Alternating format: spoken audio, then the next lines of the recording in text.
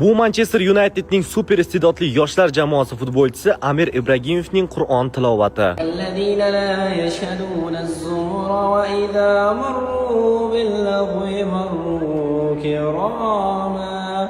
Bu esa uning maydondagi gollari va fantastik harakatlari.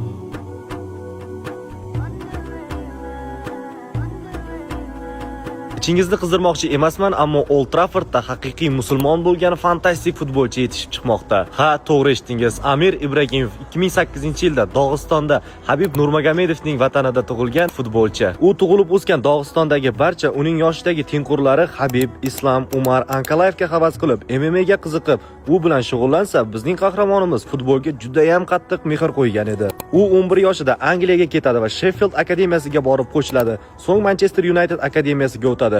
U 14 yoshgacha bo'lgan jamoada sardor ham bo'ladi. Bu yigit shu darajada oq ko'ngil va halolki, hattoki 15 yoshlik paytida Tottenhamga qarshi o'yinda salgina simulyatsiya qilib penalti ishlab qo'yadi. Hakam penalti belgilaydi, lekin u penaltini darvozabonni qo'llariga yo'llaydi.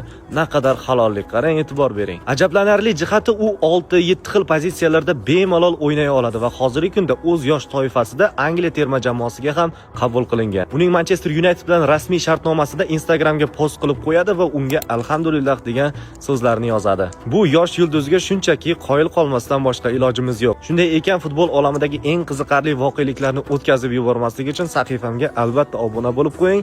Manchester tomonlarida juda ham kuchli, talantli musulmon futbolchi yetishib chiqyapti.